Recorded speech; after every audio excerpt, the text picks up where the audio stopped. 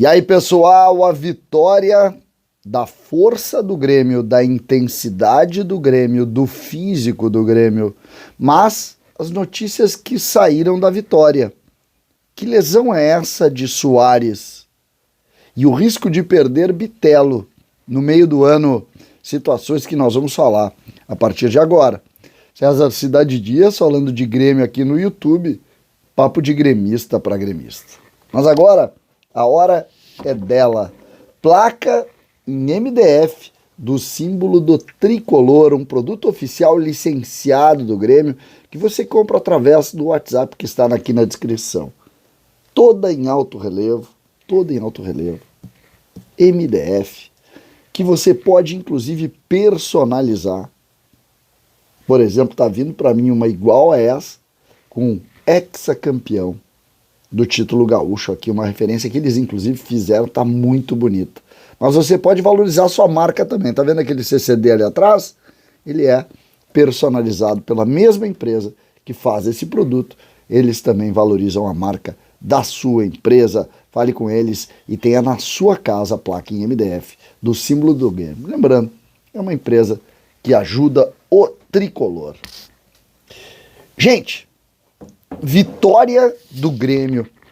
E uma vitória que demonstra, e eu falei isso no vídeo da noite também, na live que nós fizemos até 1h40 da manhã, e obviamente lá na jornada do Baldaço, nós vimos um Grêmio que soube sofrer, um Grêmio que teve dificuldades, um Grêmio que jogou mal, todos nós sabemos disso. O Grêmio fez um mau jogo, mas os bons times funcionam assim. Quando tu não encaixa, quando as coisas não estão dando certo, quando as coisas não parecem acontecer, surge o quê? Surge aquele brio do jogador que diz o seguinte, cara, nós não vamos perder. E o time sempre foi intenso, sempre foi forte, sempre foi focado. Aí no segundo tempo as coisas foram melhorando, o Grêmio começou a ganhar espaço, os gols surgiram, o Grêmio ganhou, volta para casa bem mais tranquilo e vai trabalhar no jogo de volta da Copa do Brasil com tranquilidade. Acabou. É assim que funciona. O primeiro tempo do Grêmio poderia ter saído derrotado, mas não saiu. E o brio dos jogadores mantiveram a chama acesa sempre e o Grêmio chegou lá no final a uma vitória convincente e uma vitória sem Soares, uma vitória sem Carbajo, uma vitória com um banco de reservas com muitos jogadores que não tinham ainda experiência, como o André Henrique que entrou, o próprio Natan que começou jogando ontem no segundo tempo também mostrando muita técnica. Enfim, são situações que a gente valoriza.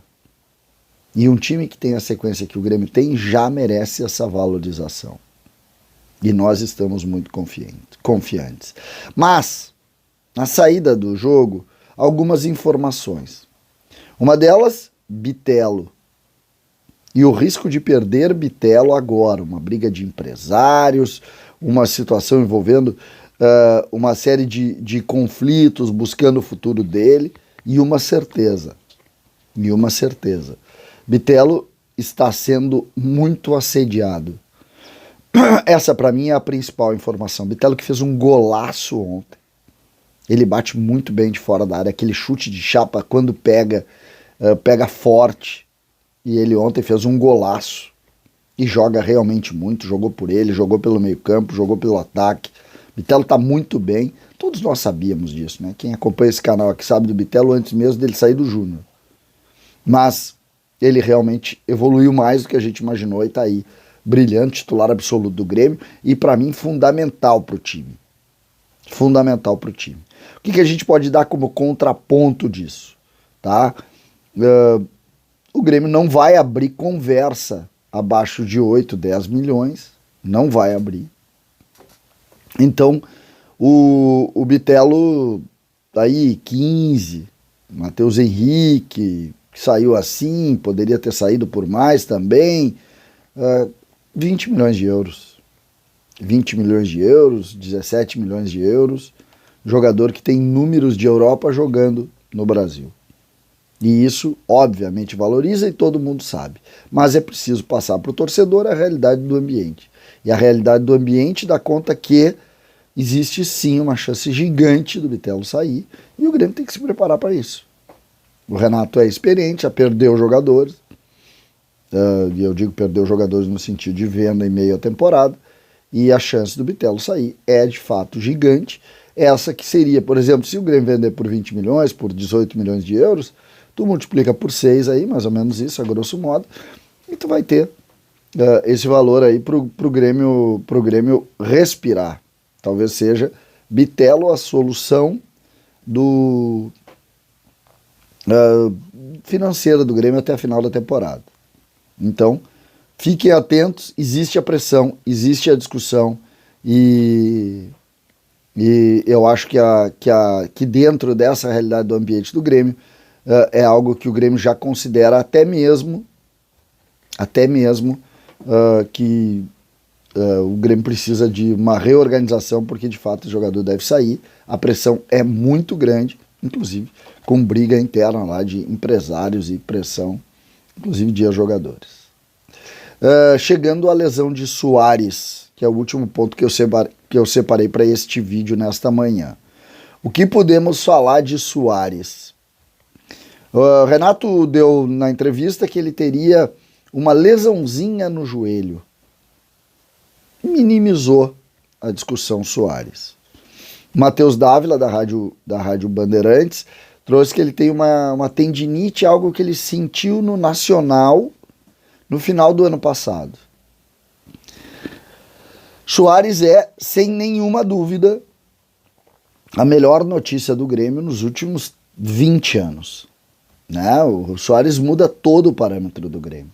E claro que quando surge qualquer tipo de situação envolvendo ele, a gente imagina aqui que preocupa demais, não só para o torcedor e o encantamento com ele, mas para o time. Ontem ficou claro como o Soares faz falta e fará falta. Mas, por outro lado, nós estamos falando de um jogador extremamente profissional, cuidadoso, e que vai jogar muitas vezes com dor no sacrifício. E foi isso mais ou menos que o Renato colocou. E neste ponto, Renato e Soares sabem se comunicar muito. Que Renato não vai arriscar o Soares, mas o Soares também não vai deixar de jogar quando achar que tem total condição. O Soares foi preservado, ontem o Renato falou por que o Carbajo foi preservado também, que jogou meio no sacrifício do jogo, e agora está colocando essa realidade em cima de uma situação um pouco diferente aí, que é um jogador que tem que se recuperar, sentindo uma virose, depois até mesmo de ter participado do jogo e ter ajudado, né? Aquele jogo, o Carbajo foi muito bem no jogo. Então, voltam contra o Santos, também algo que foi citado na coletiva do Grêmio, né?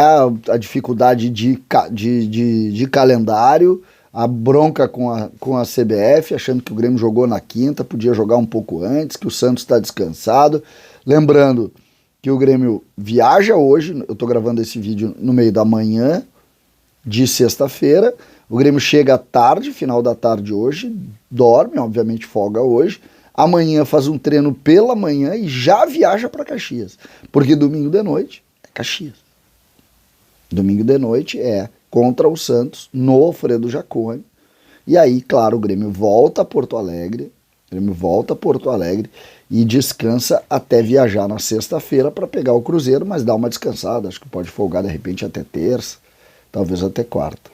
O Grêmio vai ter que dar uma descansada, não conseguiu descansar, vai dar uma descansada para depois encarar mais uma maratona. Agora, me parece que é por aí.